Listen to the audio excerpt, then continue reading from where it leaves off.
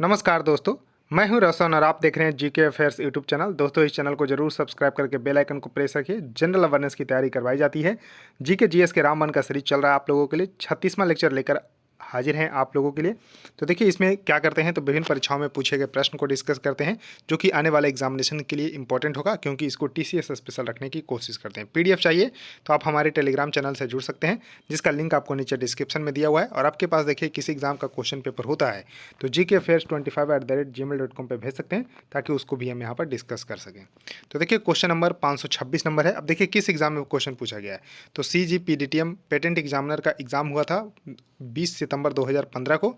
तो इसमें क्वेश्चन पूछा गया था कि सूचीबद्ध धातुओं में से एक अन्य धातुओं के साथ अमलगम बनाती है। तो देखिए, अमलगम जहाँ भी आए तो वहाँ पर पारा आपका सही उत्तर होगा। यानी कि अमलगम अगर बनाना होता है तो उसमें एक जो है पारा होता है और बाकी अन्य कोई भी यहाँ पर एलिमेंट हो सकता है।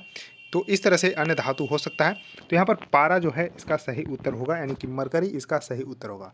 मरकरी के बारे में खास बात यह है कि आपको कमरे के तापमान पर जो है एकमात्र जो है धातु जो है वो आपको पारा है।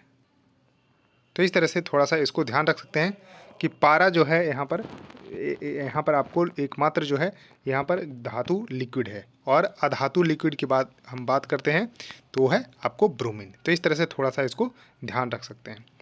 उसका देखिए नेक्स्ट क्वेश्चन है कि दूध निम्नलिखित श्रेणियों में से क्या आता है। तो देखिए, मिल्क जो है falls one of the following category. तो मिल्क जो है किस श्रेणी में आता है। तो दोस्तों, एक इमल्सन है। तो मिल्क क्या है, यानी कि दूध क्या है, तो इमल्सन है, यानी कि पायस है। तो करेक्ट उत्तर इसका सी सही होगा। इसको जरूर ध्यान रख लीजिएगा। उसके देखिए नेक्स्ट क्वेश्चन आपके सामने है कि हैजा रोग किसके संक्रमण के कारण होता है। देखिए, हैजा जो है हिंदी में इसको बोलते हैं हैजा, इंग्लिश में इसको कॉलरा बोलते हैं। यानी कि cholera disease is caused by the infections of, यानी कि हैजा रोग जो है किसके संक्रमण के कारण होता है। तो दोस्तों, ए विब्रियो कॉलरा बैक्टीरिया के कारण होता है। तो करेक्ट उत्तर इसका ये सही होगा। ध्यान रखिएगा, ए बैक्टीरिया के कारण होता है। तो इसको ध्यान रखिएगा, बैक्टीरिया इसका जो है सही उत्तर होगा। तो बैक्टीरिया का नाम है विब्रियो कॉलरा। तो विब्रियो कॉलेरा बैक्टीरिया के कारण जो है हैजा रोग होता है। इसको जरूर ध्यान रखिएगा। अब देखिए नेक्स्ट क्वेश्चन आपके सामने है कि निम्नलिखित प्रक्रियाओं में से एक प्रकाश संश्लेषण का वर्णन करती है, यानी कि फोटोसिंथेसिस के प्रक्रिया को जो डिस्क्राइब करती है वो क्या है। तो दोस्तों, फोटोसिंथेसिस प्रक्रिया जो है बेसिकली ऊष्माशोषी अभिक्रिया है। ध्यान रखिएगा, ऊष्माशोषी है। तो इसको ध्यान रख लीजिएगा, यानी कि इंडोथर्मिक जो है प्रोसेस है। तो इसको ध्यान रखिएगा, ऊष्माशोषी अभिक्रिया है। अब देखिए यहाँ पर एक्सोथर्मिक और एंडोथर्मिक में अंतर क्या है। तो देखिए, reactions in which heat is released, तो उसको जो है एक्सोथर्मिक रिएक्शंस बोलते हैं। और जबकि इंडोथर्मिक में क्या होता है, एनर्जी इज ऑब्जर्व, तो प्रकाश संश्लेषण में एनर्जी ऑब्जर्व की जाती है। तो इस तरह से इंडोथर्मिक हो गया। उसका देखिए जैसे एग्जांपल इसके क्या, when silver bromide is kept in sunlight, जब सिल्वर ब्रोमाइड को हम धूप में रखते हैं तो it form silver and bromine. तो इस तरह से तो सनलाइट यहाँ पर जो है एनर्जी हम देते हैं तब। उसके देखिए, अगर एक्सोथर्मिक का एग्जांपल है तो जो क्विक लाइम है, जिसको कैल्शियम ऑक्साइड बोलते हैं, CaO को पानी में अगर डालते हैं तो CaOH का होल 2 और लार्ज अमाउंट में हीट निकलती है। आपने जो है इसका एक्सपेरिमेंट किया होगा। उसके देखिए, प्रोडक्ट है more energy than the reactant. तो इस तरह से एक्सोथर्मिक में, और यहाँ पर product have more energy than the reactant. तो इस तरह से थोड़ा सा इसको ध्यान रख सकते हैं। तो उसके देखिए नेक्स्ट क्वेश्चन आपके सामने है कि निम्नलिखित में से एक भौतिक परिवर्तन है। तो देखिए, फिजिकल चेंज क्या है। तो दोस्तों, फिजिकल चेंज इसमें क्या है, फिजिकल चेंज में क्या होता है कि आप जो है पुराने अवस्था में वापस आ सकते हैं, जबकि जो है यहाँ पर केमिकल चेंज में पुराने अवस्था में वापस नहीं आ सकते हैं। तो देखिए, इसमें जो है ऊर्ध्वपातन इसका सही उत्तर होगा, यानी कि सब्लिमेशन इसका सही उत्तर हो जाएगा। तो इसको जरूर ध्यान रखिएगा, सब्लिमेशन इसका सही उत्तर होगा। तो सब्लिमेशन में बेसिकली क्या होता है कि यहाँ पर हम जो है सॉलिड से सीधे गैस में चले जाते हैं।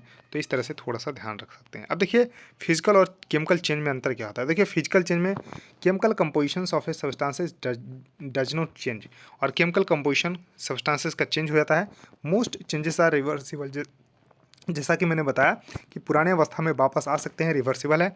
जैसे पानी को गर्म करिए, भाप बन जाती है, भाप को फिर जो है यहाँ पर आपको कंडेंसेट करिए तो फिर पानी बन जाती है। तो देखिए, most changes are irreversible, chemical में इरिवर्सिबल होता है। तो यहाँ पर देखिए, no new substances are form, और यहाँ पर इस तरह से थोड़ा सा इसको ध्यान रख सकते हैं। जैसे आइस वाटर का स्टीम का एग्जांपल बेस्ट है, जबकि पेपर को जला देंगे तो राख बन जाती है। क्या राख को फिर पेपर बनाएंगे? नहीं। अब देखिए नेक्स्ट क्वेश्चन है कि अजलान शाह कप निम्नलिखित में से किस खेल से संबंधित है।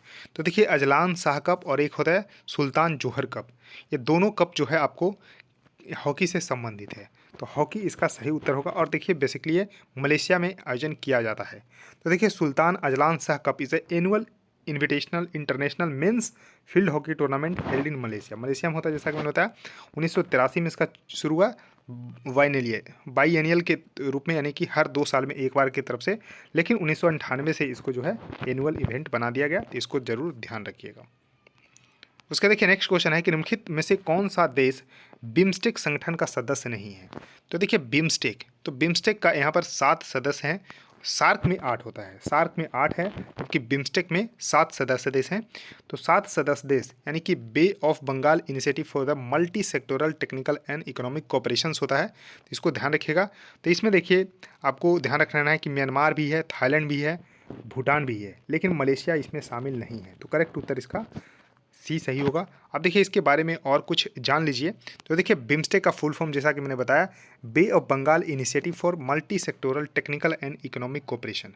इसको जरूर ध्यान रखिएगा। इसमें 7 देश मैंने जैसा कि बताया, तो 7 देश में अपना प्यारा देश तो इंडिया है ही। इसमें इसके देखिए 2 यहाँ पर जो है पड़ोसी देश, इसमें देखिए पाकिस्तान नहीं होगा, इसलिए जो है सार्क से ज़्यादा बिम्स्टेक जो है चर्चा में रहता है। तो इसको और भारत इस पर ज़्यादा जो है फोकस जो है कर रहा है। तो इस तरह से इंडिया तो होगा ही। देखिए पाकिस्तान होगा ही नहीं पड़ोसी, लेकिन यहाँ पर आपको भूटान और नेपाल 2 होगा, भूटान और नेपाल। तो देखिए बे ऑफ बंगाल के आसपास जो है यहाँ पर देश हैं। तो यहाँ पर देखिए अपना प्यारा देश भारत हो गया, उसका देखिए बांग्लादेश हो गया, श्रीलंका हो गया, नेपाल, भूटान, थाईलैंड और म्यांमार। तो इस तरह से थोड़ा सा इसको ध्यान रख सकते हैं, बहुत इंपॉर्टेंट है। तो ये 7 देश, इसका स्क्रीनशॉट रख सकते हैं। अब देखिए इसके बारे में और थोड़ा सा जान लीजिए बिम्स्टेक के बारे में। तो बिम्स्टेक का फॉर्मेशन हुआ था कहाँ पर, तो 1997 में हुआ था। 1997 में इसको जो है फॉर्मेशंस किया गया। लेकिन एक इसके सेक्रेटेरिएट कहाँ पर है, तो ढाका में है। तो आगे पूछा जाए कि बिम्स्टेक का सेक्रेटेरिएट यानी कि हेडक्वार्टर कहाँ पर है, तो ढाका में है। इस तरह से थोड़ा सा इसको ध्यान रख सकते हैं। जबकि सार्क का मुख्यालय कहाँ पर है, तो काठमांडू नेपाल में है। ये अंतर थोड़ा सा पता होना चाहिए। अब देखिए भारत का सबसे लंबा रेल सह सड़क पुल जो बोगी बिल जो नाम है इसका, वो किस नदी पर बनेगा। तो देखिए ये बन चुका है ब्रह्मपुत्र नदी पर। तो करेक्ट उत्तर इसका सी सही होगा। इसको जरूर ध्यान रखिएगा। इसकी लंबाई है 4.94 किलोमीटर, 4.94 किलोमीटर इसकी लंबाई है। तो ब्रह्मपुत्र नदी पर बना है और एक कनेक्ट करता है जो असम को अरुणाचल प्रदेश से। असम में डिब्रूगढ़ जो जगह है वहाँ से, जैसे इस तरह से हम बात करते हैं कि इस तरह से ब्रह्मपुत्र नदी है। तो यहाँ देखिए असम से अरुणाचल प्रदेश को कनेक्ट करती है, डिब्रूगढ़ से लेके पासीघाट जो है अरुणाचल प्रदेश तक। तो इस तरह से थोड़ा सा ध्यान रख सकते हैं। तो ये क्या है, तो बोगीबील इसका नाम है और longest rail cum road bridge है। ध्यान रखिएगा रेल कम रोड ब्रिज है ये, तो ब्रह्मपुत्र नदी पर जो है बन चुका है। तो इस तरह से ध्यान रख सकते हैं। अब देखिए नेक्स्ट क्वेश्चन है कि 123वां संविधान संशोधन विधेयक निम्नलिखित में से किससे संबंधित है। तो देखिए 123वां संविधान संशोधन, देखिए 122वां जो संविधान संशोधन विधेयक था वो जीएसटी से था, जीएसटी से यानी गुड्स एंड सर्विस टैक्स से। जो ये एक्ट बना 101वां नंबर का, ध्यान रखिएगा 1 जुलाई 2017 को। लेकिन 123वां जो संविधान संशोधन बिल जो लाया गया था वो था 102वां संविधान संशोधन एक्ट के लिए। तो ये बन चुका है 102वां। ये किससे संबंधित है, तो राष्ट्रीय पिछड़ा वर्ग आयोग के लिए। तो इस तरह से करेक्ट उत्तर इसका ये सही होगा। इसको जरूर ध्यान रख लीजिएगा, इंपॉर्टेंट है। अब देखिए इसको लाया गया था 2018 में, ध्यान रखिएगा 2018 में इसको लाया गया था 123वां संविधान संशोधन विधेयक, जो कि एक आगे चलकर 102वां जो है यहाँ पर संविधान एक्ट बना राष्ट्रीय पिछड़ा वर्ग आयोग के लिए। तो इसको जरूर ध्यान रख सकते हैं। अब देखिए नेक्स्ट क्वेश्चन है कि सत्याग्रह से स्वच्छाग्रह एक जो है यहाँ पर आपको ध्यान रख लेना है कि कैंपेन चलाया गया था सत्याग्रह से स्वच्छाग्रह। तो ये जो है किस मंत्रालय के द्वारा शुरू किया गया था। तो दोस्तों ये जो मंत्रालय जो शुरू किया गया था वो यहाँ पर आपको ध्यान रख लेना है कि क्या था, तो स्वच्छता पेयजल एवं स्वच्छता मंत्रालय। ध्यान रखिए स्वच्छता से संबंधित है। तो सत्याग्रह से स्वच्छाग्रह ये पेयजल और स्वच्छता मंत्रालय यानी कि ministry of drinking water and sanitation के द्वारा इसको 2018 में शुरू किया गया था, 2018 में इसको शुरू किया गया था। अब देखिए नेक्स्ट क्वेश्चन है कि आई रोब ट्यूना क्या है। तो ये देखिए आई रोब ट्यूना जो है क्या है, तो इसको बारे में पता होना चाहिए। तो ये अंडर वाटर ड्रोन है। तो इसके बारे में कई बार एग्जाम में पूछा गया है कि आई रोब ट्यूना क्या है, तो अंडर वाटर ड्रोन है। अब देखिए नेक्स्ट क्वेश्चन है कि ब्रंटलैंड रिपोर्ट निम्नलिखित में से किससे संबंधित है। तो देखिए ये रिपोर्ट बहुत ही चर्चा में रहता है कि ब्रंटलैंड रिपोर्ट जो है किससे संबंधित है। तो ध्यान रख लीजिएगा कि ये आपको सतत विकास यानी कि सस्टेनेबल डेवलपमेंट से संबंधित है। अब देखिए सस्टेनेबल डेवलपमेंट जो गोल है वो 2015 से लेके 30 तक है। कुल मिलाकर 17 गोल जो है अचीव करने हैं, इसको भी जरूर ध्यान रख लीजिएगा। तो ब्रंटलैंड रिपोर्ट है सतत विकास यानी कि सस्टेनेबल डेवलपमेंट से संबंधित है, इसको ध्यान रखिएगा। तो देखिए our common future also known as the Brundtland report क्या है, आवर कॉमन फ्यूचर के तहत इसको पब्लिश किया गया था 1987 में। इसको ध्यान रखिएगा 1987 में पब्लिश किया गया था, किसके द्वारा, तो United nation through the Oxford university press. This publication was an recognition of the grow जो है Harlem Brundtland, farmer Norwegian prime minister and the chair of the world commission on the environment and the development. तो इसको ध्यान रखिएगा 1987 में publish किया गया था। अब देखिए नेक्स्ट क्वेश्चन है कि ब्लू बेबी सिंड्रोम निम्नलिखित में से किस प्रदूषक के कारण होता है। तो नाम क्या है, ब्लू बेबी सिंड्रोम। तो दोस्तों बहुत ही इंपॉर्टेंट क्वेश्चन है, इसको मार्क करिएगा। तो यहाँ पर आपको जरूर ध्यान रख लेना है। तो ब्लू बेबी जो सिंड्रोम होता है वो दोस्तों यहाँ पर आपको ध्यान रख लेना है कि नाइट्रेट के कारण होता है। तो यहाँ पर ब्लू बेबी सिंड्रोम जो है नाइट्रेट के कारण होता है, इसको जरूर ध्यान रख लीजिएगा, बहुत ही इंपॉर्टेंट क्वेश्चन है। और देखिए इटाई जो रोग होता है वो कैडमियम के कारण होता है। तो कैडमियम के यहाँ पर प्रदूषक अगर हो जाते हैं तो इटाई रोग होता है। और यहाँ पर मिनीमाता रोग पूछा जाता है। तो मिनीमाता रोग जो होता है वो जो है पारा प्रदूषण के कारण होता है। तो ये तीन आपको जरूर ध्यान रखना है कि ब्लू बेबी सिंड्रोम जो है नाइट्रेट के प्रदूषक के कारण होता है, जबकि इटाई रोग कैडमियम प्रदूषक के कारण, जबकि मिनीमाता रोग जो होता है वो पारा प्रदूषक के कारण होता है। उसके देखिए नेक्स्ट क्वेश्चन है कि नवाचार को बढ़ावा देने के लिए नीति आयोग द्वारा कौन सा कार्यक्रम शुरू किया गया था। तो सबसे पहले नीति आयोग, तो national institution for transforming India, इसके जो अध्यक्ष होते हैं भारत के प्रधानमंत्री होते हैं। 1 जनवरी 2015 को इसको बनाया गया था, इसको जरूर ध्यान रखिएगा 1 जनवरी 2015 को। तो किसके लिए, तो नवाचार को बढ़ावा देने के लिए नीति आयोग द्वारा जो शुरू किया गया था, तो अटल न्यू इंडिया चैलेंज कार्यक्रम को शुरू किया गया था। करेक्ट उत्तर इसका बी सही होगा, इसको जरूर ध्यान रख लीजिएगा। अब देखिए नेक्स्ट क्वेश्चन है कि कौन सी योजना बीपीएल परिवारों को एलपीजी कनेक्शन देने के लिए जो है प्रदान करती है। किसके लिए, बीपीएल के लिए।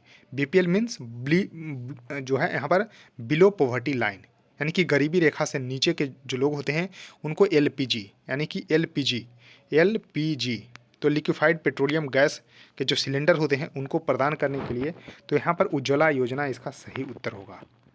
तो यहाँ पर ध्यान रखिएगा करेक्ट उत्तर इसका सी से होगा। देखिए सौभाग्य योजना है सहज बिजली हर घर योजना, सहज बिजली हर घर योजना सौभाग्य योजना है, जबकि उज्ज्वला योजना एलपीजी कनेक्शन संबंधित है। इसको लॉन्च किया गया था 1 मई 2016 को, 1 मई 2016 को लॉन्च किया गया था बलिया उत्तर प्रदेश से, जबकि इसका 2.0 वर्जन जो है लॉन्च किया गया 10 अगस्त 2021 को महोबा उत्तर प्रदेश से।